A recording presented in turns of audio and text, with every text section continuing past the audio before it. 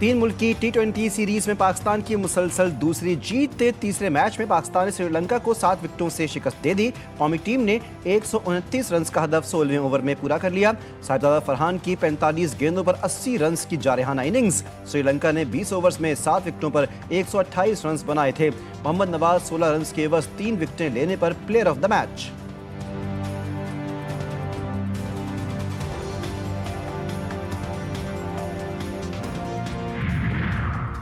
तेरह सीटों पर ज़िमनी इंतखाबात का मैदान कल सजेगा। कौमी असम्बली के 6 और सूबाई असम्बली के 7 हल्कों के अवाम अपने नुमाइंदों का इंतखाब करेंगे।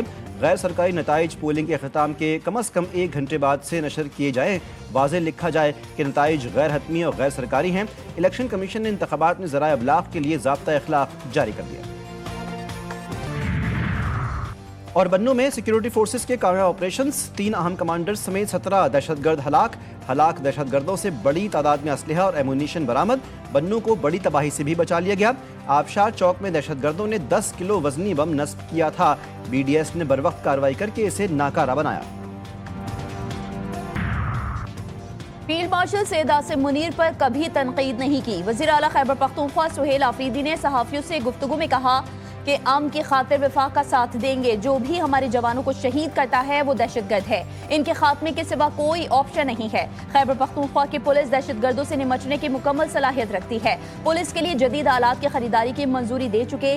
वफाक वाजिबात दे तो पुलिस और सेहत समेत तमाम शोबों में मजीद बेहतरी ला सकते हैं। मेरा भाई भी करप्शन में मुलविस हो तो उसे सजा मिलनी चाहिए। जेलों में कैदियों से मुलाकातें करवाने से वज़ीर आला का कोई लेना देना नहीं। मुलाकातियों के नाम कैदी की तरफ से दिए जाते हैं। अगर कोई कैदी किसी से नहीं मिलना चाहता तो जेल हुकाम ज़बरदस्ती मुलाकात नहीं करवा सकते। वज़ीर इत्तलात पंजाब उस्मा बुखारी ने सुहेल आफरीदी के खत पर रद्द-ए-अमल जाहिर करते हुए कहा, मरीम नवाज किसी सरकारी अफसर के काम में मुदाखलत नहीं करती। जेल सुपरिटेंडेंट इससे मुताल्लिक़ फाइनल अथॉरिटी है।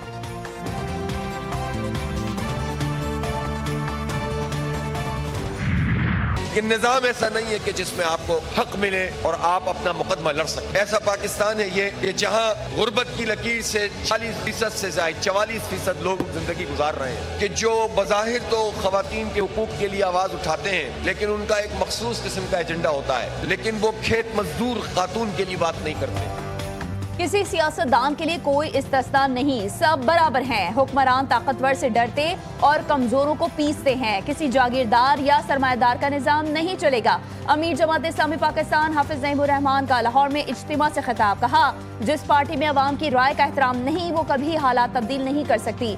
निजाम की तब्दीली तक हमारी तहरीक जारी रहेगी। मैं उनको टाउन चेयरमैन को कहूंगा, यार फोकस मीनारे पाकिस्तान में ना रखो। इवेंट लाहौर में हो रहा है, ट्रेनें यहाँ से जा रही हैं। नईमुर रहमान साहब खुद वहाँ पे चले गए, आज भी हमारे खंभों में मौजूद हैं। तो यार अब क्या जरूरत है कि नेटी जेटी पुल पे मुझे नईमुर रहमान साहब की तस्वीर नजर आ रही है और लिखा होता है निजाम बदलो। अभी नया शौक मुनीम जफर को भी हो गया है। यार फोटो वोटो से बाहर, मैं मेयर हूँ कराची का, मैं तस्वीरें कहीं लगाता।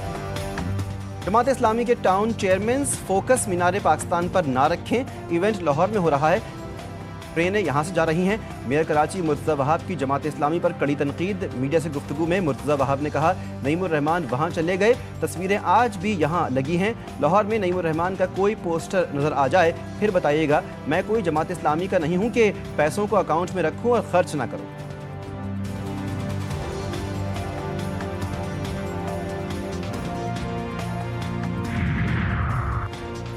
IMF इदारों की दयानतदारी पर सवाल उठा रहा है। IMF कह रहा है पाकिस्तान में करप्शन है।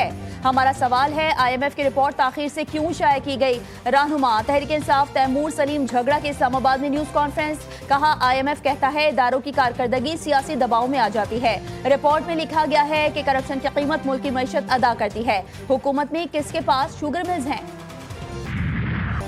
आईनी अदालत में अपील मुकर्रर करने के खिलाफ हाईकोर्ट के 5 जजेस का दरख्वास्त दायर करने का फैसला। वफाकी आईनी अदालत में दायर करने के लिए मुतफर्रिक दरख्वास्त तैयार। दरख्वास्त वफाकी आईनी अदालत में ट्रांसफ़र नहीं हो सकती थी।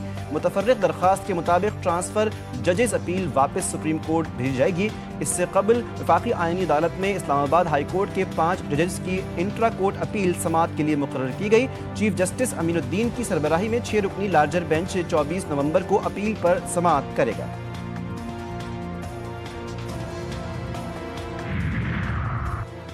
सिंध हाई कोर्ट के बाहर 27वीं आईनी तरमीम के खिलाफ वकला का कन्वेंशन। सिंध हाई कोर्ट के बाहर वकला और पुलिस में झड़प। पुलिस की वकला को सिंध हाई कोर्ट के अंदर घुसने से रोकने की कोशिश। वकला की बड़ी तादाद रुकावटें हटाकर सिंध हाई कोर्ट के अंदर दाखिल हो गई। दाखिली रास्तों पर पुलिस कमांडोज और एंटी राइट फोर्स के एहलकार तैनात थे।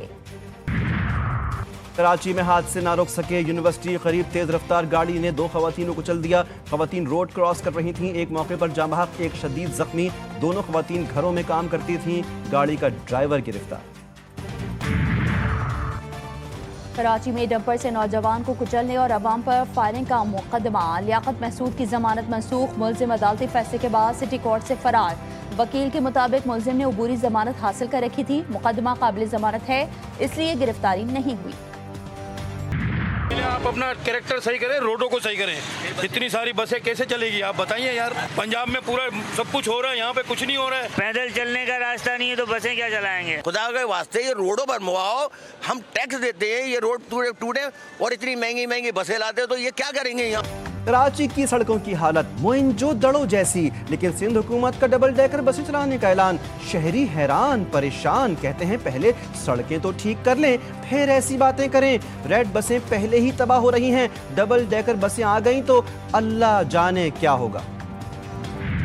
ये काम शुरू किया जब से और मुश्किल पड़ गई है ना, तो इसको ये पूरा कर रहे हैं। यहाँ पे आप देखें ना, रात में आए तो यकीनन 1-1 घंटा यहाँ गाड़ियाँ फंसी रहती हैं पूरे। वो जो मंसूबे बनते हैं दुनिया में वो इंसान की, आवाम की भलाई के लिए बनते हैं, लेकिन ये जो बन रहा है ये अपनी जेब भरने के लिए बन रहा है। जितना लेट होगा उतना उनको ज़्यादा प्रॉफिट हो रहा है। करीमाबाद अंडरपास ना हुआ, दीवारें चीन हो गया। 2 साल गुजर गए, सिंध हुकूमत सिर्फ 1 किलोमीटर ही तामीर कर सकी है। 10 माह में तामीर का वादा किया गया था, लेकिन 2 साल गुजर गए। मंसूबे की लागत 1 अरब 35 करोड़ से 3 अरब 70 करोड़ तक जा पहुंची। ट्रैफिक मसाइल को हल करने वाला मंसूबा खुद ट्रैफिक जैम का सबब बन गया। आवाम और दुकानदार सख्त परेशान।